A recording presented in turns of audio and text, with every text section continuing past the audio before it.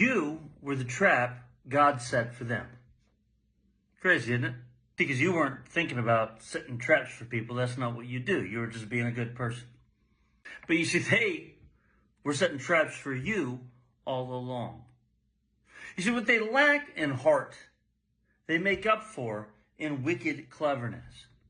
A lot of the realms that they would dismiss as pompous and ridiculous, if you brought them up, spiritual realms, they spent a lot of time studying those very realms when it comes to having an advantage in knowledge so that they could warp your mind and get you to see them as your savior while secretly oppressing you and persecuting you from behind the scenes.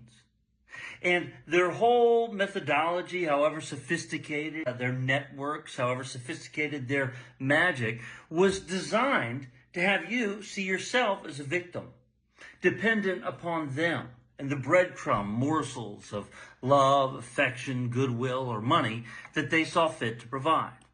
But what they never counted on was the fact that you wouldn't choose to see yourself as a victim, that you had choice, that instead of seeing yourself as a victim, you saw yourself as a creator. So while they were busy weaving a web, thinking that you would have to make choices within the narrow confines of the available options they presented to you, you were busy looking at yourself, thinking, what is it that I want to do? What is it that would really light me up? And the more you got to know yourself, the more time you spent looking at the shadows, working through them, reclaiming their gifts, the more you started to cultivate a vision of what life could and should be.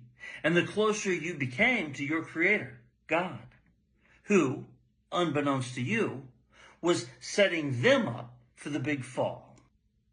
And then the moment came where they presented you with your paper or plastic options within that unsatisfying reality. In what seemed to them to be some feat of magic that blew their minds, you chose the option that wasn't even in the frame they set for you. You chose to live as yourself and let go of their madness altogether. And in that choice, you escaped the matrix. You transcended their dualities and you set yourself free. And they sat there scratching their heads because they thought they'd thought it all through. And perhaps they did think it through, but what they never did was open their heart to feel. The heart knows reasons that reason cannot know. It's not about intellect. It's not about the capacity to process complex information and be more clever than the other person. It's about feeling. It's about love and intuition and moving according to the natural flow of nature. Nature which speaks through us with grace and ease and yet wields the power of a hurricane or a tsunami when necessary to liberate us from the old overgrown dross of bygone days when madmen with furrowed brows ruled the world. You were the trap that God set for them, but actually they set the trap for themselves by mistaking your kindness for weakness, by failing to believe in the laws of karma, recognizing that all we give comes back in kind. They built a very sophisticated trap and a noose and a prison for themselves. And when their chicanery with the legal system failed to entrap you sufficiently, and the season finally came around, and that season is now, they had to turn and with horror realize that the noose they built and the cell they crafted for you was customized for their own weary souls. It's been a somewhat wearying season, my friends. In the collective, I'm sure you'll agree. As this epic karmic cycle comes full circle, we're now saying goodbye to many things, many people we are excited not to see again, and also saying goodbye in somewhat sad terms to parts of ourselves that we're called to leave behind.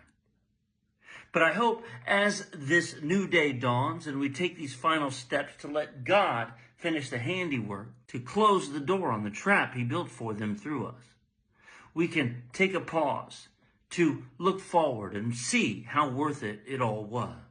We are living into a world unlike any we've known, and yet exactly like the one we imagined for ourselves when we were children.